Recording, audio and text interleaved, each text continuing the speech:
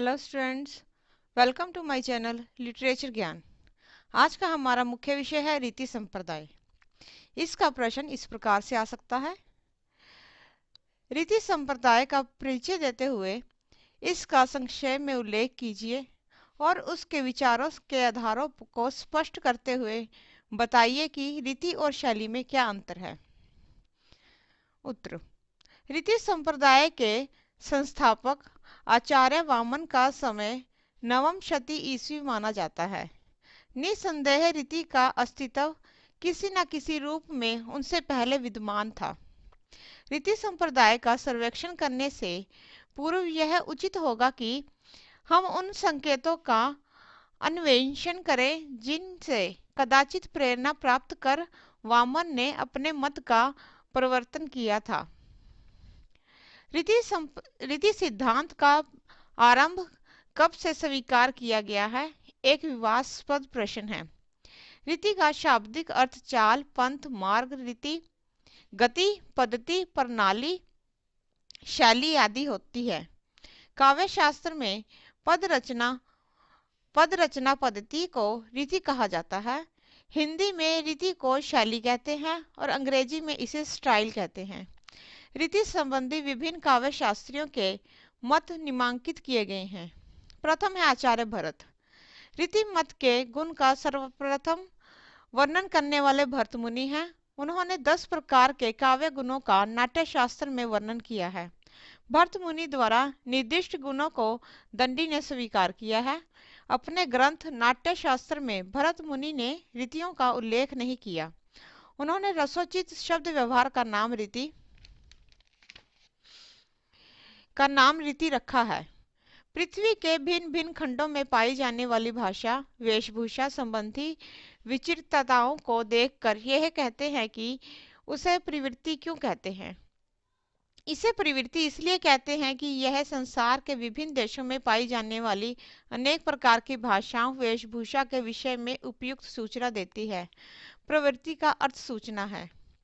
आचार्य बाणभट्ट हर्षचरित्र में लिखते हैं कि उत्तरी भारत के लोग श्रेष्ठ भाषा का, पश्चिमी भारत के लोग अर्थगर्भित भाषा का प्रयोग करते हैं, दक्षिण के लोग उत्प्रेक्षा के प्रेमी हैं और पूर्वी भारत के कवि वर्णों अर्थात शब्दों के आडंबर पर मुग्ध होते हैं।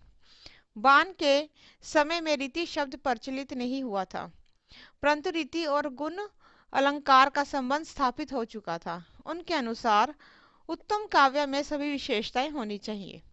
आचार्य भामा। बाणभट्ट के पश्चात भामा ही प्रथम आचार्य हैं जिन्होंने स्पष्ट सिद्धांत रूप से रीतियों की चर्चा की। भामा का यह सिद्धांत है कि काव्य में मूल जहां मिले वही सत्य काव्य है। उनके स्वतंत्र चिंतन का प्रतीक है। भामा ने वैदर्भी और गौड़ी को महत्व दिया। उन्होंने इस प्रचलित धारा का खंडन किया कि वैदर्भी मार्ग श्रेष्ठ है। उनके अनुसार वैदर्भ और गौड़ीय भागों के काव्यों में कोई भी एक दूसरे से बढ़कर नहीं है।